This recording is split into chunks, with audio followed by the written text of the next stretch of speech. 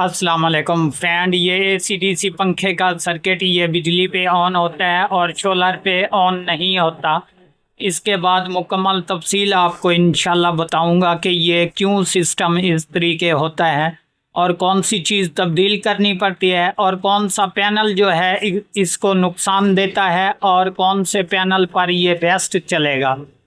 ये मुकम्मल तफसील आपको इंशाल्लाह इस वीडियो में बताऊंगा और उसके बाद ये भी बताऊंगा कि इसका कौन सा कंपोनेंट इस तरह का होता है जो कि ख़राब होने के बायस ये सोलर वाली साइड बंद हो जाती है। सो फ्रेंड, अभी इंशाल्लाह मैं आपको यहाँ पर तसल्ली करवा देता हूँ कि हमारा ये जो बिजली वाला हिस्सा है ये ओके और क्लियर है। जबकि रही बात सोलर पैनल की, तो यहाँ पर हम जैसे ही डीसी वोल्टेज देते हैं ये ऑन नहीं होता। तो इस पर सबसे पहले तो ये देख लें कि ऊपर पिक्चर पर मैं आपको दिखा दूं, यहाँ पर देख लें ये एक मॉसफेट की तरह डायोड होता है। ये किस लिए होता है दोस्तों कि इसको जो है उल्टी अगर सोलर वाली तार लगा दें तो ये सर्किट को नुकसान नहीं पहुंचाता, जबकि ऑन नहीं होने देता। नंबर एक। और नंबर दो, सोलर पैनल जो है इस पर कौन सा अच्छा वर्क करता है और कौन सा नुकसानदेह होता है। तो रही बात दोस्तों कि यहाँ पर हमारे DC 12 वोल्टेज होते हैं, जबकि हम 12 वोल्टेज पे इसको ऑन कर सकते हैं बेस्ट।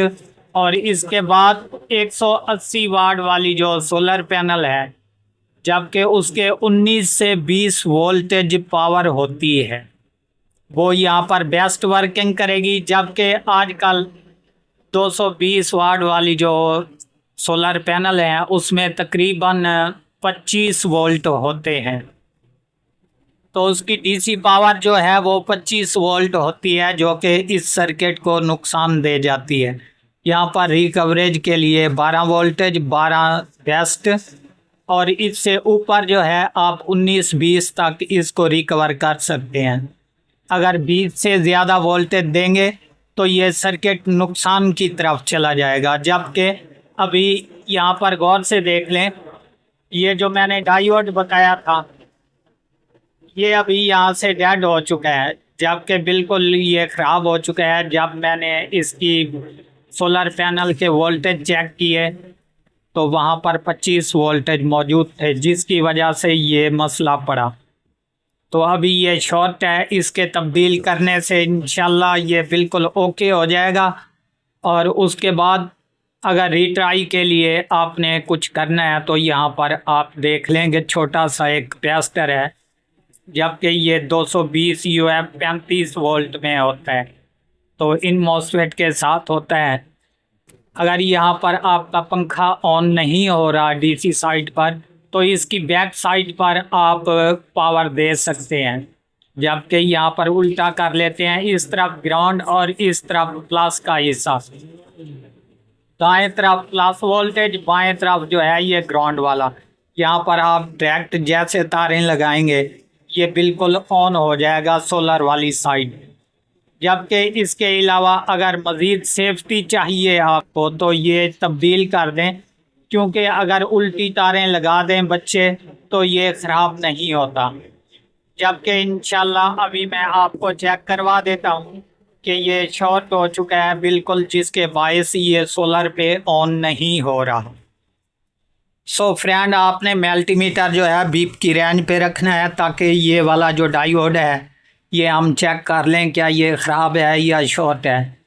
तो इंशाल्लाह अभी मैं आपको चेक करवा देता हूँ ये मल्टीमीटर आपके सामने, और इसके बाद एक प्राड मैं एक तरफ लगा देता हूँ और दूसरा दूसरी तरफ।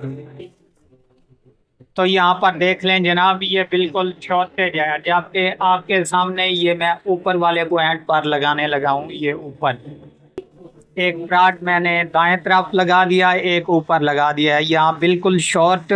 और इसके बाद यहाँ पर नीचे वाले दोनों पॉइंटों पर ये भी शॉर्टेज 21%। ठीक है दोस्तों, अभी ये डायोड जो है ये शॉर्ट हो चुका है, इसको जैसे तब्दील करेंगे इंशाल्लाह ये जो है सोलर पे ऑन हो जाएगा। ये मुकम्मल तफसील थी दोस्तों जो मैंने आपको बता दी कि कौन सा इसको पैनल रिकवर करता है और कौन सा नुकसानदेह है। अगर वीडियो अच्छी लगे, आप हमारे चैनल पर अभी तक नए हो तो हमारे चैनल को ज़रूर सब्सक्राइब कर लें, ताकि इस तरह की हर आने वाली वीडियो आपको बर वक्त नोटिफिकेशन के ज़रिए मिलती रहे।